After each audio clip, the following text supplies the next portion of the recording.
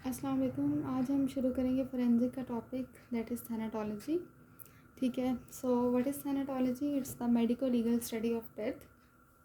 जो medico legal study की जाती है कि डेथ कैसे हुई, उसका क्या मैनर था, उसका क्या मॉड था, उसका क्या कॉज था, उस सब को जो मेडिको लीगली पढ़ा जाता है दैट इज़ नॉन एज थैनाटोलॉजी।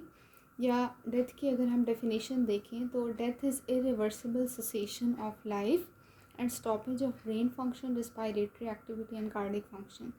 मतलब तीनों जो वाइटल हमारे ऑर्गन्स हैं, जब भी वो काम करना छोड़ देंगे और वो भी इरिवर्सिबली, ठीक है, हमारे ब्रेन और रिस्पायरेटरी सिस्टम और कार्डिक फंक्शनिंग, ये तीनों जब स्टॉप हो जाएंगी और वो भी इरिवर्सिबल, तो that will be termed as death. ठीक है। अब डेथ जो है वो दो टाइप्स की होती है, एक सेरेब्रल डेथ होती है और एक ब्रेन स्टेम डेथ होती है। सेरेब्रल डेथ के अंदर ये होता है कि वेजिटेटिव स्टेट होती है बंदे की, जिस तरह एक कोमाटोज सिचुएशन होती है कि कभी वो आंखें खोल रहा है, कभी आंखें बंद कर रहा है। इसी तरह उसकी जो ब्रीदिंग है वो स्पॉन्टेनियसली होगी, ठीक है, कभी ज़्यादा कभी कम, इस तरह की होगी। और इस स्टेज में जो रिफ्लेक्सेस होंगे वो इंटैक्ट रहेंगे, ठीक है, यानी कि रिफ्लेक्सेस ठीक हैं, प्रिजर्व हैं। ये सेरेब्रल डेथ है। फिर जो ब्रेन स्टेम डेथ होती है उसमें भी वेजिटेटिव स्टेट तो होगी, लेकिन उसमें प्यूपल्स की एक ख़ास बात होती है कि दे आर फिक्स्ड, ठीक है। और रिस्पायरेशन इसमें एब्सेंट होती है, बिल्कुल ही रिस्पायरेशन रुक जाएगी, रिफ्लेक्सेस भी बिल्कुल ख़त्म हो जाएंगे, ठीक है। स्टेजेस ऑफ डेथ की हम बात करते हैं तो स्टेजेस जो है डेथ के वो हमारे पास दो होते हैं। The first one is the somatic death, जिसको सिस्टीमिक डेथ भी कहा जाता है या फिर क्लिनिकल डेथ भी कहा जाता है। और सेकंड जो स्टेज है उसको हम सेलुलर या फिर मॉलिक्यूलर डेथ कहते हैं, ठीक है। अब जो सोमैटिक डेथ है या सिस्टेमिक या clinical, irreversible cessation of vital functions of brain, heart and lungs, ठीक है, यानी कि सिस्टम काम करना छोड़ रहे हैं, उसको हम सोमैटिक डेथ कहेंगे, लेकिन वो सेलुलर लेवल या मॉलिक्यूलर लेवल पे अभी उन्होंने फंक्शनिंग स्टॉप नहीं की, ठीक है। इसको क्लिनिकल डेथ इसलिए कहा जाता है क्योंकि जो क्लिनिकल तरीके हैं जिनसे हम डिटेक्ट कर सकते हैं कि ब्रेन की फंक्शनिंग रुक गई है, जिस तरह ईईजी से डिटेक्ट कर सकते हैं, हार्ट के लिए ईसीजी कर सकते हैं, और इसी तरह रिस्पायरेटरी जब हम चेक करेंगे तो पल्स नहीं मिलेगी या रिस्पायरेटरी रेट नहीं होगा।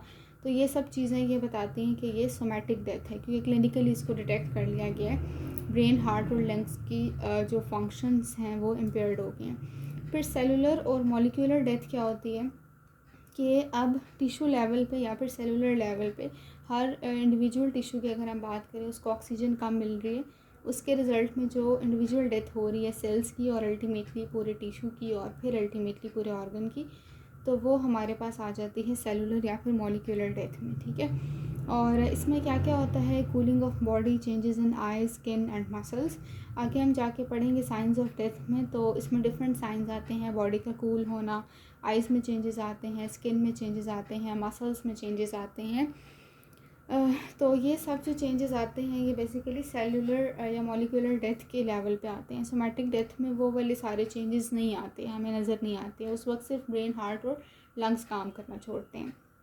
अच्छा, फिर कुछ इंपॉर्टेंट टाइम्स हैं कि नर्वस टिश्यू की जो सेलुलर डेथ होती है वो कितनी देर में होती है, वो कुछ मिनट्स में हो जाती है।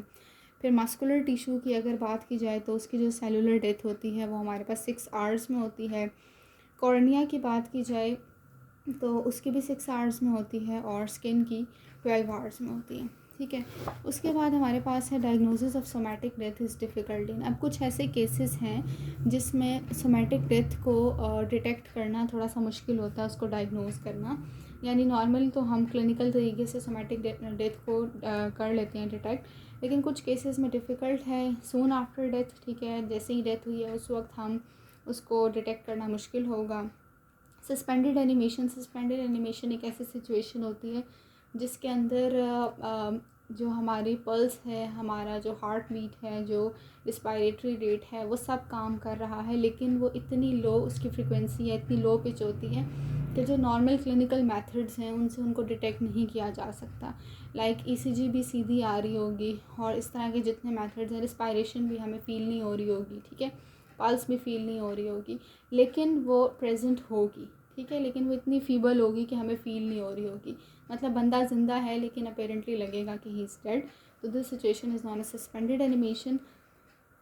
फिर कोमा की सिचुएशन में इस तरह से हो सकता है कि डेथ को डायग्नोज करना मुश्किल है। हाइपोथर्मिया की सिचुएशन में, ठीक है, यानी कि कोल्ड इन्वायरमेंट से जो डेथ होगी।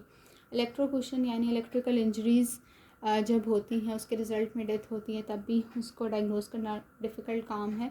And drowning in cold water, ठीक है, तो इन सब के चीज़ों में सोमैटिक डेथ को डायग्नोज करना डिफ़िकल्ट है। Distinction between somatic and molecular death, कि अब सोमैटिक और मॉलिक्यूलर डेथ को डायग्नोज क्यों किया जाता है, इसमें दो बातें हैं।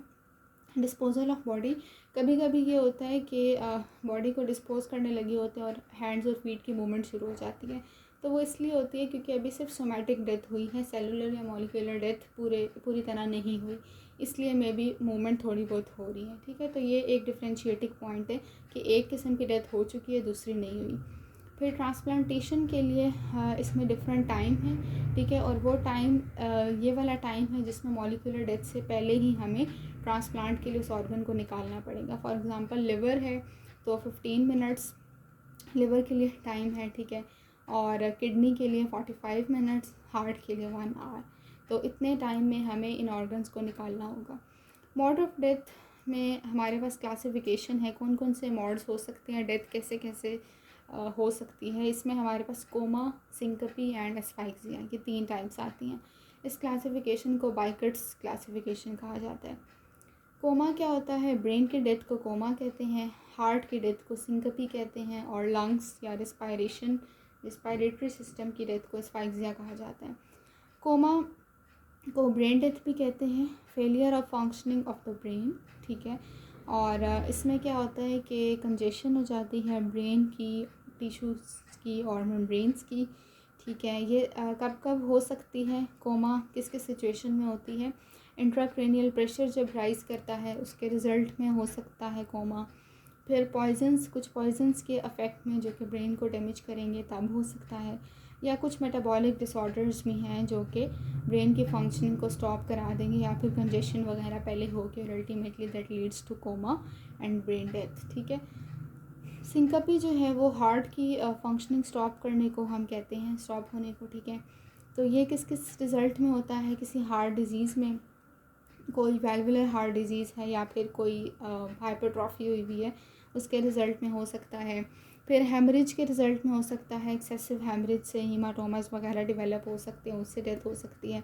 पैथोलॉजी ऑफ द ब्लड की कोई पैथोलॉजी है like bleeding time, clotting time, ठीक है, या ब्लीडिंग हो रही है बहुत ज़्यादा या कोई इस तरह का मसला हो सकता है, क्लॉट्स बन रहे हैं। एक्सह्यूमेशन, डिजिटैलिस टॉक्सिसिटी, ठीक है, डिजिटैलिस पॉइजनिंग हो सकती है, और वेगल स्टिमुलेशन हो सकती है, एक्सह्यूमेशन नहीं था, इट वाज एग्जॉस्शन, ठीक है, एग्जॉस्शन से भी हो सकती है हार्ट की डेथ। वेगल स्टिमुलेशन जैसे कि हैंगिंग में, थ्रॉटलिंग में, ठीक है, कोई जो है हैंगिंग है किसी सिचुएशन, या फिर किसी का गला दबाया जा रहा है, या फिर अबॉर्शन के केस में, या फिर इमोशनल ट्रॉमा या टेंशन के केस में, इन सब केसेस में भी जो है वो हार्ट पे डायरेक्ट इफ़ेक्ट होगा। वेंट्रिकुलर फिब्रिलेशन के अंदर भी दैट कैन लीड टू सिंकपी, यानी कि डेथ ऑफ द हार्ट। उसके बाद है एस्फाइक्सिया, तो एस्फाइक्सिया कहते हैं डेथ ऑफ द लंग्स को या रिस्पायरेटरी सिस्टम, ठीक है। ये कब कब हो सकता है, निमोनिया के केस में, ठीक है, ओपियोइड पॉइजनिंग में हो सकती है, ट्रोमेटिक एस्फाइक्सिया के अंदर हो सकता है, साइनोसिस हो सकती है, लिविडिटी, ठीक है, और पेटिकियल हैमरेजेस। तो ये सारी बातें लीड करेंगी टुवर्ड्स एस्फाइक्सिया। तो ये हमने मोड ऑफ डेथ पढ़े हैं अकॉर्डिंग टू बाइकर्ट्स क्लासिफिकेशन। तो ये क्या क्या थे, कोमा जिसमें ब्रेन की डेथ हो रही थी उसके हमने कॉजेज़ देखे, सिंकपी जिसमें हार्ट की डेथ हो रही थी, एस्फाइक्सिया जिसमें लंग्स की डेथ हो रही है, रेस्पिरेटरी सिस्टम। अच्छा, उसके बाद आ जाते हैं हम कॉज ऑफ डेथ पे, कि कॉज ऑफ डेथ का मतलब क्या है। Anything that finally proves fatal, for example disease, intoxication या physical injury, that is known as cause of death. मतलब अगर एक बंदा है उसको 3-4 मसले हैं लेकिन डेथ एक स्पेसिफिक मसले की वजह से होगी, तो जो फाइनली जिस चीज़ ने मसला ज़्यादा किया है जिससे डेथ हुई है उसको हम कॉज ऑफ डेथ लेबल करेंगे, बाकी चीज़ों को नहीं कर सकते। मैनर ऑफ डेथ क्या होती है, नेचुरल भी हो सकती है, अननेचुरल। इन टर्म्स में डिफरेंस हमें पता होना चाहिए कि मैनर का क्या मतलब है, मॉड का क्या मतलब है, और कॉज का क्या मतलब है, ठीक है। Manner of the death natural हो सकती है या अननेचुरल। नेचुरल का मतलब है कोई भी डिजीज़ थी नेचुरली बॉडी में, उसकी वजह से डेथ हुई। अननेचुरल का मतलब है एक्सीडेंटली हो सकती है, होमिसिडल हो सकती है यानी किसी और ने मारा है, या सुसाइडल हो सकती है। Mechanism of death, changes in body physiology और biochemistry which is incompatible with life. ठीक है, डिफरेंट चेंजेस आते हैं किसी भी चीज़ की वजह से। वेंट्रिकुलर फिब्रिलेशन है, शॉक है, एसिडोसिस है, एल्केलोसिस है, सेप्सिस है, टॉक्सीमिया है।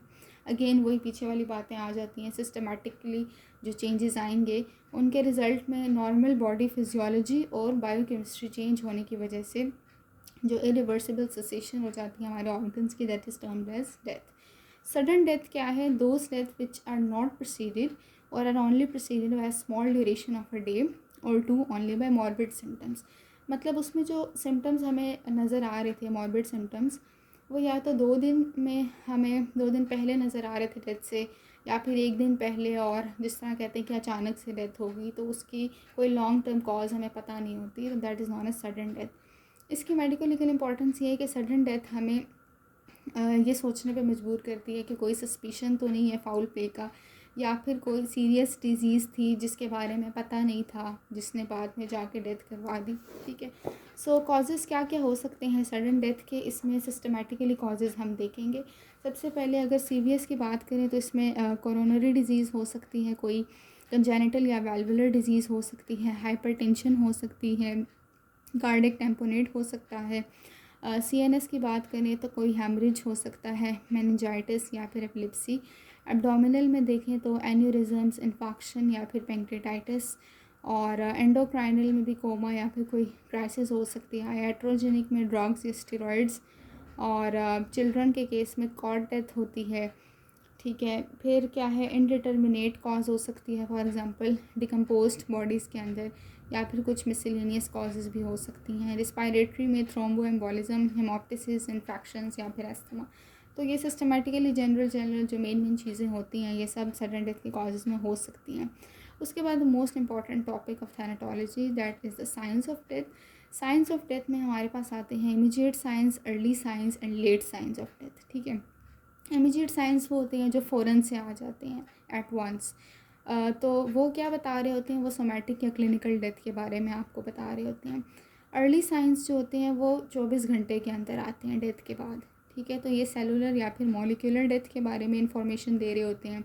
जो लेट साइंस होते हैं वो 24 घंटे के बाद आना शुरू करते हैं, जो कि हमें डिकम्पोजिशन या डिके के बारे में इंफॉर्मेशन दे रहे होते हैं। अच्छा, अब हम शुरू करते हैं इमीडिएट साइंस। सो इमीडिएट साइंस में 3 बातें आती हैं। ठीक है, insensitivity and loss of ECG rhythm, इसके अलावा cessation of circulation and cessation of respiration. ठीक है, अब insensitivity and loss of ECG rhythm, इसमें 3 बातें आती हैं। ठीक है, कि जो loss of touch, pain and temperature sensation, touch की सेंसेशन ख़त्म हो जाएगी। ठीक है, पेन की सेंसेशन ख़त्म हो जाएगी, टेम्परेचर की सेंसेशन भी बंदे की ख़त्म हो जाएगी। दूसरी जो बात है वो ये है कि power of voluntary movement, voluntarily बंदा कोई मूवमेंट नहीं कर सकेगा। ठीक है, और लॉस ऑफ रिफ्लेक्सेस। तो ये जो 3 बातें हैं ये हमें बताएंगी टुवर्ड्स इनसेंसिबिलिटी। और लॉस ऑफ ECG रिदम, अगर कॉन्टीन्यूसली 5 मिनट्स हमारे पास ECG रिदम बिल्कुल ख़त्म हो जाती है, एक स्ट्रेट लाइन आती है, तो इसका मतलब है कि ये एक कंक्लूसिव, अच्छा these are not conclusive unless there is loss of ECG rhythm for 5 minutes continuously. हम ये नहीं कह सकते कि 2 मिनट के लिए या 3 मिनट के लिए हमें ECG स्ट्रेट मिली तो हम उसको लेबल कर दें कि ये डेथ है। ठीक है, तो 5 मिनट्स कॉन्टीन्यूसली हमें ECG को देखना होता है कि वो स्ट्रेट ही है, तो फिर हम उसको डिक्लेयर कर सकते हैं। डिफरेंशियल डायग्नोसिस, हमें मतलब ये सारे जो फीचर्स हैं कि ECG का स्ट्रेट हो जाना, रिफ्लेक्सेस का ख़त्म हो जाना, वॉलेंट्री मूवमेंट ना हो पाना, या सेंसेशंस का ख़त्म हो जाना, ये फ़ीचर्स हमें कुछ और जगह पे भी मिलते हैं। जिस तरह अगर कोई फेंट हो गया, कोमा में है, एपिलेप्सी है, ड्राउनिंग है, इलेक्ट्रोकुशन है या शॉक है, तो इन सब कॉजेज़ से हमें डिफ्रेंशिएट करना होता है।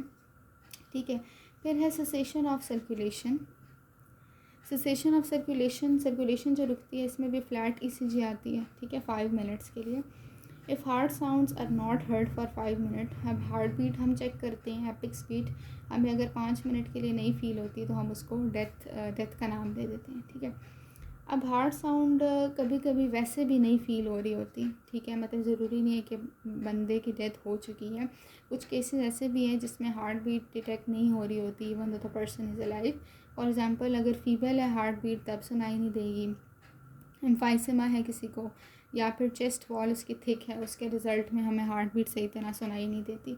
फिर there is a term which is non a suspended animation. Suspended animation वही पीछे जो हमने डिटेल में पढ़ा कि टेम्पररी सस्पेंशन हो जाती है रिस्पायरेशन की और हार्ट बीट की, मतलब वो उस तरह से सस्पेंड होती नहीं है, वो बेसिकली इतने लो पीएच पे होती है कि हमें वो डिटेक्ट हम उसको नहीं कर पा रहे होते, ठीक है, although the person is alive. तो अगर कोई बंदा सस्पेंडेड एनिमेशन में जाता है तो रिसस्केशन थेरेपी करके दोबारा उसको जो है वो वापस लाया जा सकता है। इनवॉलेंट्री कॉजेज़ होते हैं और इसके वॉलेंट्री कॉजेज़ होते हैं। इनवॉलेंट्री कॉजेज़ में ड्राउनिंग है, ड्राउनिंग के बाद बंदा सस्पेंडेड एनिमेशन में जा सकता है, एनेस्थीसिया के बाद जा सकता है, ओवर एनेस्थीसिया, ठीक है। न्यूबॉर्न में भी हो सकता है ये, इलेक्ट्रोकुशन यानी इलेक्ट्रिकल इंजरीज़ के रिज़ल्ट में हो सकता है, हीट स्ट्रोक से भी हो सकता है और फीवर से भी। वॉलेंट्री कॉजेज़ में योगा है। उसके बाद है सेसेशन ऑफ द रिस्पायरेशन, ठीक है, रिस्पायरेशन का रुक जाना। तो absence of the breathing sound for 5 minutes के लिए अगर हमें ब्रीदिंग साउंड नहीं सुनाई देंगी तो हम उसको जो है वो डिक्लेयर कर देंगे, ठीक है। लेकिन ये जो ब्रीदिंग साउंड है कहाँ कहाँ बेसिकली एब्सेंट होती हैं, ड्राउनिंग में और न्यू बॉर्न बेबीज़ में, और वॉलेंटरली भी जो है कुछ लोग जो है अपनी ब्रीदिंग साउंड को रोक सकते हैं लेकिन फॉर अ सर्टेन टाइम, ठीक है। तो ये हो गए इमीडिएट साइंस। अब हम आ जाते हैं अर्ली साइंस, फिर हम आ जाएंगे लेट साइंस के ऊपर। Okay, early signs of death में सबसे पहले आती है कूलिंग ऑफ बॉडी, ठीक है, बॉडी कूल होना शुरू हो जाती है, आहिस्ता आहिस्ता ठंडी हो जाती है। आइज़ में चेंजेस आते हैं, स्किन में चेंजेस आते हैं। पोस्टमार्टम लिविडिटी एक चीज़ होती है, वो हम देखेंगे क्या होती है, स्किन से रिलेटेड है, और मसल्स के अंदर चेंजेस आते हैं। तो ये सारे चेंजेस अर्ली साइन है। जब भी हम पीछे पढ़ के आए हैं कि ईसीजी जो है वो ख़त्म हो जाती है, रिफ्लेक्सेस ख़त्म होते हैं, सेंसेशन ख़त्म होती है, हार्ट बीट नहीं सुनाई दे रही, रिस्पायरेशन नहीं फील हो रही, वो सारे इमीडिएट साइंस थे, ठीक है, जो कि फ़ौरन आते हैं। अर्ली साइंस होते हैं जो कि with in the 24 hours of the death हमें नज़र आते हैं, तो वो अर्ली साइंस हैं, ठीक है। कूलिंग ऑफ द बॉडी इसमें है, इस टर्म को कहते हैं एल्गर मॉर्टिस। एल्गर का मतलब होता है कूलनेस, मॉर्टिस का मतलब होता है of death. So dead body की जो कूलिंग होती है that is known as algor mortis. अच्छा, ड्यूरिंग लाइफ क्या होता है कि जितनी भी हीट प्रोड्यूस हो रही है बॉडी के अंदर during the process of respiration, ठीक है, तो हीट प्रोडक्शन और हीट लॉस बराबर होता है। लेकिन डेड के अंदर क्या होता है कि हीट प्रोडक्शन तो फोर्स नहीं हो रही बिकॉज सेल्स आर डेड, तो हीट लॉस ज़्यादा होती है as compare to heat production, जिसके रिजल्ट में मतलब किस किस प्रोसेस से हीट लॉस होती है, कंडक्शन से, कन्वेक्शन से या रेडिएशन से, खैर ये फिज़िक्स की बातें। सो हीट लॉस जो होता है वो बेसिकली उसकी वजह से क्या होता है कि बॉडी कूल करना शुरू कर देती है, ठीक है। Progressive fall in temperature determines time since death. अब आहिस्ता आहिस्ता कूलिंग होती है बॉडी की, ठीक है, according to the difference in body temperature environmental temperature. वो मैं नीचे बताऊंगी कि किस रेट से कूलिंग शुरू होती है। तो उस रेट को हम देखते हुए ये बता सकते हैं कि इस बंदे की डेथ को कितना टाइम हो चुका है, ठीक है। तो हमें बहुत इंपॉर्टेंट है ये कूलिंग ऑफ बॉडी जो phenomena Elgar mortis time since death के बारे में इंफॉर्मेशन देते हैं। प्रोसीजर ऑफ टेकिंग टेम्परेचर, अब एक डेड बॉडी का टेम्परेचर कैसे लिया जाता है। नॉर्मल बॉडी का टेम्परेचर मेजर करने के लिए we use thermometer, dead body का टेम्परेचर मेजर करने के लिए वी यूज़ थैनाटोमीटर, ठीक है। अब थैनाटोमीटर जो होती है वो 25 सेंटीमीटर लॉन्ग ट्यूब है और उसके ऊपर जो मार्किंग्स होती हैं वो 0 से 50 डिग्री तक मार्क हुई हुई होती है। उसको क्या करते हैं कि बॉडी बंदे के रेक्टम के अंदर इंसर्ट कर देते हैं, ठीक है, 8 to 10 सेंटीमीटर डेप्थ तक लेके जाते हैं। There should be no rectal injury, हाँ ये इसकी कंडीशन है कि रेक्टल इंजरी पहले ना हुई हुई हो, और उससे पहले आपने ये काम भी करना है कि एनवायरमेंटल टेम्परेचर को भी रिकॉर्ड करके रख लिया, ठीक है। अब जो rate of loss of temperature है वो किस हिसाब से होता है उसके अकॉर्डिंग हम पे टाइम सिंस डेथ मेजर करते हैं। पहले आता है आइसोथर्मिक फेज़, यानी ये वो फेज़ है जिसमें जो बॉडी का टेम्परेचर था वो नॉर्मल ही रहेगा 45 मिनट्स के लिए, ठीक है, यानी अभी तक 37 डिग्री ही रहेगा 45 मिनट के लिए। फिर फर्स्ट 2 आवर्स में अब जो अगले 2 घंटे गुजरेंगे उसमें, अच्छा अब आपने एक फैक्टर याद रखना है, body temperature minus environmental temperature, ये जो डिफरेंस है, ठीक है, इस डिफरेंस का हाफ यानी कि 1/2 ऑफ दिस डिफरेंस ये होगा rate of loss of temperature पहले 2 घंटे में। उसके बाद जो होगा रेट वो आपके पास 1/4, ठीक है, यानी कि डिक्रीज़ करता जा रहा है। सबसे पहले हाफ ऑफ दिस डिफरेंस था, फिर 1/4 ऑफ दिस डिफरेंस था, फिर 1/8 ऑफ दिस डिफरेंस था, यानी कि वो आहिस्ता आहिस्ता डिक्रीज़ करता जा रहा है। तो आपका जो इस तरह जो रेट है वो हम मेजर करते हुए ये बता सकते हैं कि बॉडी के जो डेथ है उसको कितना टाइम है। अच्छा, fall per hour, average heat loss divided by are,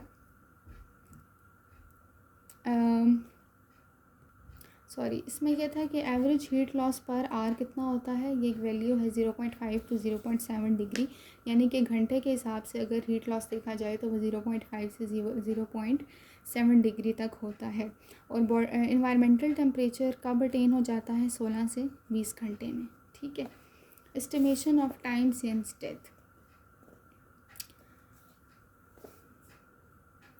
अच्छा, estimation of time since death कैसे हम लोग फाइंड आउट करते हैं, इसके लिए फार्मूला है जिसको हम कहते हैं normal body temperature minus rectal temperature divided by average rate of fall of temperature. यानी आपने नॉर्मल बॉडी टेम्परेचर लिखा, रेक्टम के अंदर जो थर्मामीटर ने टेम्परेचर बताया वो आपने लिखा, average rate of fall of temperature हमने मेजर कर लिया कि कितना वो फॉल कर रहा है, जो कि 0.5 0.7 के बीच में होगा, तो वो फिर हमने डाल के estimation of time since death find out कर लेनी है, ठीक है। पोस्टमार्टम कलरिसिटी कहते हैं कि बॉडी का वार्म अप हो जाना, ठीक है, यानी कि ये कूलिंग ऑफ द बॉडी से ऑपोजिट टर्म है पोस्टमार्टम कलरिसिटी।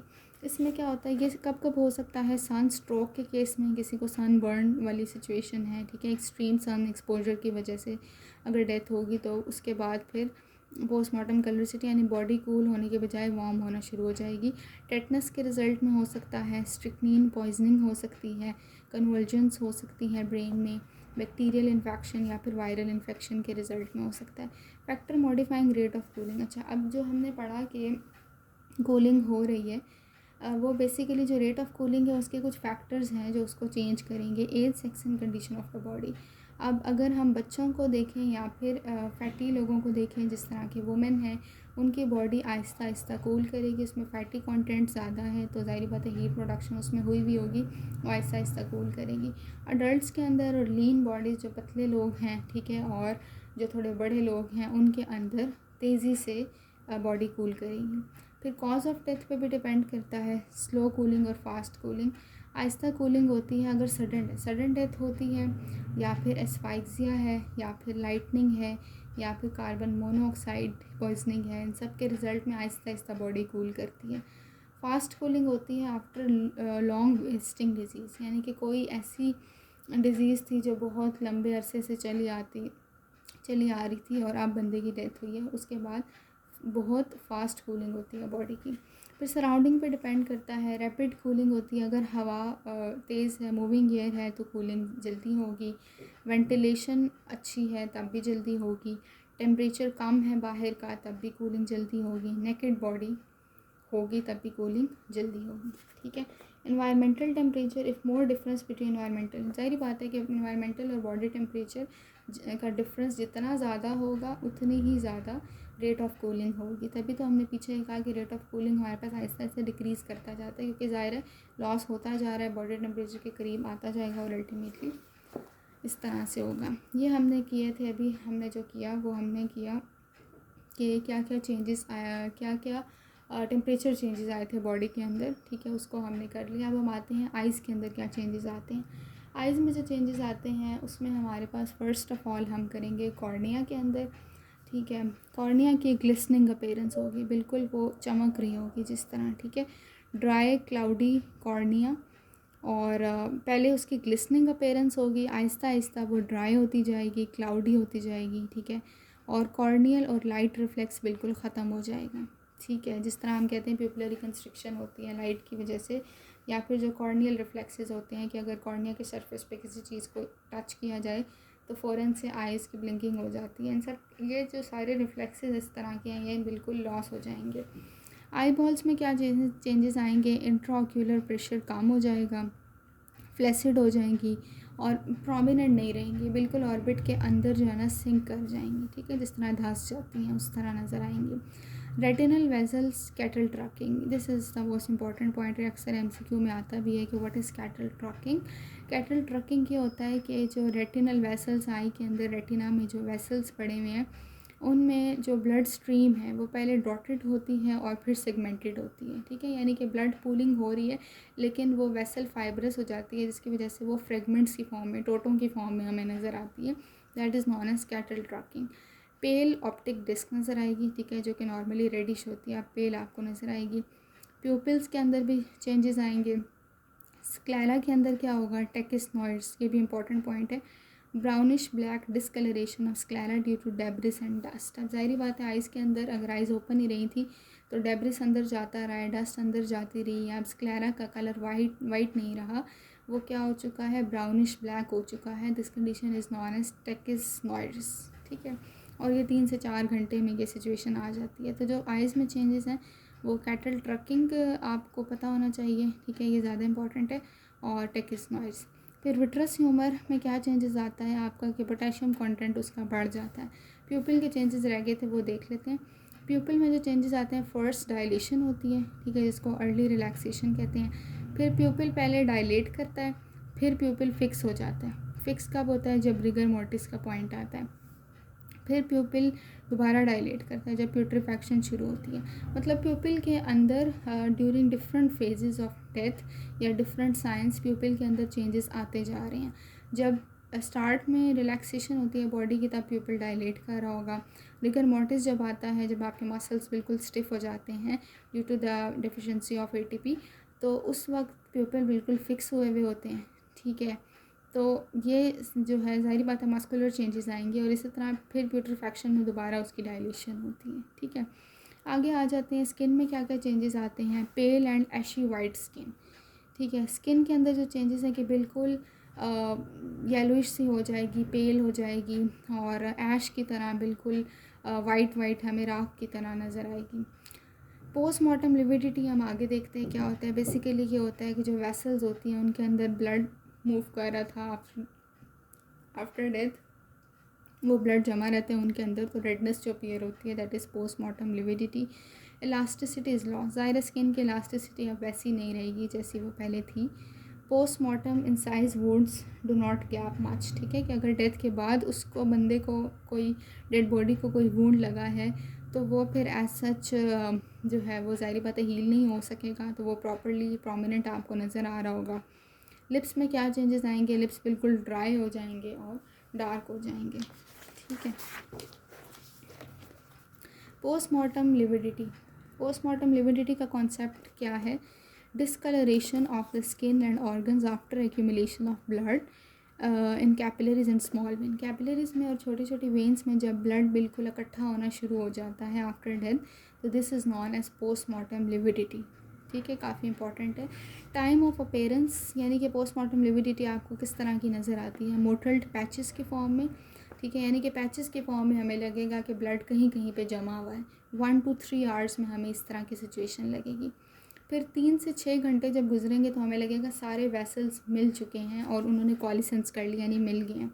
तीसरी स्टेज में क्या होगा, वो फुली डेवलप्ड या फिक्स स्टेज होती है कि बस अब जैसे थे वो वैसे ही, अब मज़ीद उनमें कोई चेंजेस नहीं आ रहे, तो वो 6 से 8 घंटे में इस तरह की सिचुएशन नज़र आएगी, ठीक है, कि पहले आपको मोटल्ड पैचेस नज़र आएंगे 1 से 3 घंटे में, 3 से 6 घंटे में वो सारे पैचेस मिल चुके होंगे, और जो फुली डेवलप या जो फिक्स हो जाएगी स्टेज वो 6 to 8 आवर्स में होगी। Mechanism of fixation, stagnation of blood, obviously blood की पूलिंग हो गई है, ब्लड रुक गया है, इस वजह से हो रही है। पोजिशनल चेंजेस डिसअपीयर, ठीक है। और फिर क्या है, प्रीवियस एरिया स्टेन स्लाइटली, जो पहले के एरियाज़ होंगे आफ्टर बॉडी मूवमेंट वो लाइट स्टेन हुए हुए होंगे। इसके अलावा स्टेट ऑफ डिस्ट्रीब्यूशन पे भी डिपेंड करती है। स्टेट ऑफ डिस्ट्रीब्यूशन का मतलब है कि पोस्टमार्टम लिविडिटी बॉडी में आपको कहाँ पे नज़र आएगी। हैंगिंग के रिज़ल्ट में कहीं और नज़र आएगी, ड्राउनिंग के केस में कहीं और नज़र आएगी, और अगर person is lying on back तो फिर उसको कहीं और नज़र आएगी। अच्छा, हैंगिंग में अगर हैंगिंग की सिचुएशन देखें तो जो डिपेंडेंट पार्ट्स हैं, यानी कि ग्रेविटी की वजह से जो आपके लिम्स में, जेनिटेलिया में, फोर आर्म्स में, हैंड्स में, यहाँ ब्लड की पूलिंग ज़्यादा होगी, क्योंकि ब्लड ग्रेविटी की वजह से ऑब्वियसली इन चीज़ों के अंदर जाना शुरू कर देगा, तो यहाँ पे लिविडिटी नज़र आएगी। This is known as a state of distribution. फिर है drowning, head and upper parts of the body. ठीक है, अगर कोई ड्राउनिंग की सिचुएशन है, कोई डूब के उसकी डेथ हुई है, तो आपको लिविडिटी एक तो हेड में नज़र आएगी और ऊपर वाले पोर्शन में ज़्यादा नज़र आएगी। लाइंग ऑन बैक, तो अगर कोई बैक पे है तो उसके फिर पोस्टीरियर एस्पेक्ट जो है ट्रंक का, हेड का, या फिर एक्सट्रीमिटीज़ वगैरह, वहाँ पे नज़र आएगी लिविडिटी। अच्छा, कॉन्टैक्ट फ्लैटनिंग क्या होती है कि एक बंदे की डेथ हुई है और वो एक स्पेसिफिक सरफेस के साथ लेटा था और वहीं पे फॉर एग्जांपल उसकी डेथ होगी, तो उस सरफेस के साथ लेटने की वजह से उसकी उस स्पेसिफिक बॉडी पार्ट पे वाइटिश अपीयरेंस आना शुरू हो गया। That is known as contact flattening. ठीक है, इसमें क्या होता है कि वेसल्स बिल्कुल कॉम्प्रेस कर जाती हैं। जब वो बिल्कुल कॉम्प्रेस कर जाती हैं तो आपको कोई पूलिंग ब्लड की कुछ नज़र नहीं आता, तो वो जगह बिल्कुल वाइट हो जाती है। ठीक है, तो that is known as contact flattening. तो ये देख के हम टाइप ऑफ द सरफेस का अंदाज़ा कर सकते हैं। लोकेशन क्या है, in areas which are in actual contact with surface. ठीक है, और मेडिकल लीगल इम्पॉर्टेंस ये है कि इसको मिस इंटरप्रेट किया जा सकता है। टाइट कलर और ऑर्नामेंट मार्क में भी कन्फ्यूज लाइगेचर मार्क, मतलब डिफरेंट किस्म के इसमें मार्क्स भी आ सकते हैं। जिस तरह के कोई ऑर्नामेंट किसी ने पहना हुआ था अगर, ठीक है, तो हमें लगे कि ये लाइगेचर मार्क भी हो सकता था। ठीक है, तो ये डिफरेंट तरह के मार्क्स को भी हमने आइडेंटिफाई करना होता है, क्योंकि सरफेस कोई भी चीज़ जिसके साथ डेड बॉडी कांटेक्ट में थी वहीं पर ये फिनोमेना नज़र आएगा। पोस्टमार्टम लिविडिटी में कलर एंड इंटेंसिटी चेंजेस आएंगे, चेंजेस इन लिविडिटी हैं, and medico legal importance.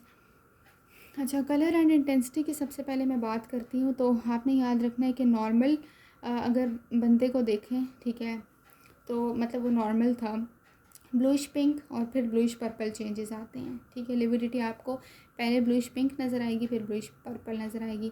Anaemia के केस में फेंट नज़र आएगी, इतनी प्रोमिनेंट नहीं होगी लिविडिटी। एस्फाइक्सिया के केस में आपको पर्पल नज़र आएगी। ठीक है, निमोनिया के केस में भी फेंट होगी। कार्बन मोनोक्साइड में चेरी रेड आएगी, साइनाइड में पिंक आएगी, ओपिएट्स में ब्लैक आएगी, बर्निंग में चेरी रेड आएगी, कोल्ड में भी चेरी रेड आएगी। मेमोराइज़ कर सकते हैं तो कर लें। ठीक है, उसके बाद है changes in lividity starts when putrefaction sets in, यानी लिविडिटी जो पोस्टमार्टम लिविडिटी है उसमें आहिस्ता आहिस्ता फिर चेंजेस कब आना शुरू होते हैं, जब प्यूट्रिफैक्शन का प्रोसेस शुरू होता है। हम आगे पढ़ेंगे, लेट साइंस में आता है प्यूट्रिफैक्शन। सो बेसिकली फिर लिविडिटी का कलर पहले अगर आपको ब्लूइश सा नज़र आ रहा था, अब वो ब्राउन हो जाएगा, फिर वो ग्रीन हो जाएगा, और अल्टीमेटली जब वेसल्स बिल्कुल डिस्ट्रॉय हो जाएंगे तो आपको फिर कोई भी लिविडिटी कुछ भी नज़र नहीं आएगा। ठीक है, मेडिकल लीगल इंपॉर्टेंस ये है कि it's a reliable sign of death. ठीक है, ये आपको साइन ऑफ डेथ के बारे में बताएगा, पोजीशन ऑफ द बॉडी के बारे में बताएगा, आपको टाइम सिंस डेथ बता सकता है, आपको कॉज ऑफ डेथ बता सकता है। ठीक है, कि हैंगिंग थी या ड्राउनिंग वगैरह, ये भी बता सकते हैं।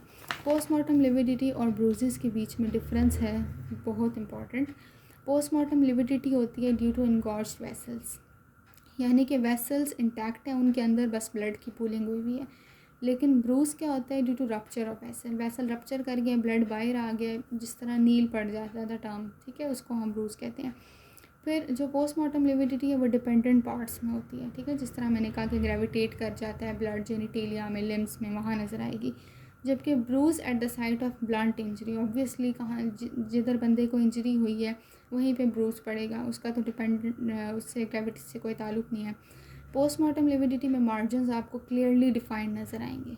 ठीक है, कि आपको मार्जिन नज़र आ रहे हैं ब्लड वेसल्स की जहाँ जहाँ इनगॉर्जमेंट हुई है। ब्रूजेज़ में कोई मार्जिन नहीं है, क्योंकि ऑब्वियसली ब्लड रप्चर कर गया, वो इधर उधर चला जाएगा, आपको कोई स्पेसिफिक मार्जिन ही नज़र आएगा। पोस्टमार्टम लिविडिटी यूनिफॉर्म होती है, एक स्पेसिफिक पैटर्न है, जबकि ब्रूज वेरीगेटेड होती है। ठीक है, non specific pattern. Postmortem lividity में कोई स्वेलिंग, एब्रेशन या इन्फ्लेमेशन नहीं मिलेगी, जबकि ब्रूज में स्वेलिंग भी होगी, एब्रेशन भी होगी, इन्फ्लेमेशन भी होगी। पोस्टमार्टम लिविडिटी में जो ब्लड निकल रहा है, ऊजिंग ब्लड है, उसको आराम से वाइप अवे किया जा सकता है। ठीक है, जबकि ब्रूज के अंदर जो ब्लड स्टेनिंग है उसको वाइप अवे नहीं किया जा सकता, क्योंकि ब्लड बाहर फैल के निकल चुका है। लिविडिटी और कंजेशन में भी डिफरेंस पता होना चाहिए। लिविडिटी मैंने कहा डिपेंडेंट पार्ट्स में होती है।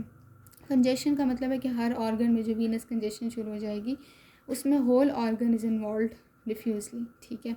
लिविडिटी में जो नॉर्मल कलर है नॉन डिपेंडेंट पार्ट्स का वो नॉर्मल रहेगा, जबकि कंजेशन में पैथोलॉजिकल चेंजेस हर ऑर्गन के अंदर आएंगे। लिविडिटी हॉलो विस्कस होती है when stretched, alternate stained and non stained areas, ठीक है। मतलब कि आपको स्टेन्ड और नॉन स्टेन्ड एरियाज अलग अलग नज़र आ रहे होंगे, जबकि कंजेशन के अंदर क्या होगा कि हर ऑर्गन की इस तरह से यूनिफॉर्म इन्वॉल्वमेंट है, ठीक है। यानी कि ज़ाहिर है वो सब विज़रा में हो रही है तो आपको नज़र आएगी। Position of the lividity, supine position, अगर कोई सीधा लेटा हुआ है तो लिविडिटी होगी पोस्टीरियर रिस्पेक्ट ऑफ हार्ट में, लंग्स में, लिवर में, किडनी में, इंटेस्टाइन, ठीक है। यहाँ पे आपको लिविडिटी प्रोमिनेंट नज़र आएगी। अब हम आ जाते हैं चेंजेस इन द मसल्स। अच्छा, मसल्स के अंदर क्या क्या चेंजेस आते हैं? मसल्स के अंदर जो चेंजेस आते हैं वो आपके पास है primary relaxation, rigor mortis and secondary relaxation, ठीक है। प्राइमरी रिलैक्सेशन जो है वो डेथ के फ़ौरन बाद एकदम से मसल्स रिलैक्स करते हैं, इस फिनोमेना को कहते हैं प्राइमरी रिलैक्सेशन, ठीक है। और इससे क्या होता है, लोअर जॉ ड्रूपिंग, जो आपका लोअर जॉ है बिल्कुल नीचे को गिर जाएगा, ड्रूप हो जाएगा, प्यूपिल्स डायलेट कर जाती हैं, जॉइंट्स फ्लेक्सिबल हो जाते हैं, मसल सॉफ्ट हो जाते हैं, फ्लैबी हो जाते हैं, और जो स्फिंक्टर्स हैं बॉडी के वो सारे रिलैक्स हो जाते हैं। 3 से 4 घंटे के लिए they will react to external stimuli, ठीक है, कि ये मसल्स एक्सटर्नल स्टिमुलाई को 3 से 4 घंटे रिएक्ट करते रहेंगे। रिगर मॉर्टिस में, रिगर का मतलब है रिजिडिटी, मॉर्टिस का मतलब है आफ्टर डेथ, तो डेथ के बाद जो मसल्स की स्टिफनिंग और शॉर्टनिंग होती है उसको रिगर मॉर्टिस का नाम दिया जाता है। सेकेंडरी रिलैक्सेशन होती है रिगर मॉर्टिस के बाद सॉफ्टनिंग एंड फ्लेक्सिडिटी ऑफ मसल, मतलब पहले मसल्स रिलैक्स किए, फिर स्टिफ हुए, फिर रिलैक्स किए, ठीक है। विच वी डू नॉट, अच्छा ये जो है सेकेंडरी रिलैक्सेशन में मसल्स एक्सटर्नल स्टिमुलाई को रिएक्ट नहीं करते, ठीक है। तो रिगर मॉर्टिस नेक्स्ट पार्ट से करते हैं। Thank you so much.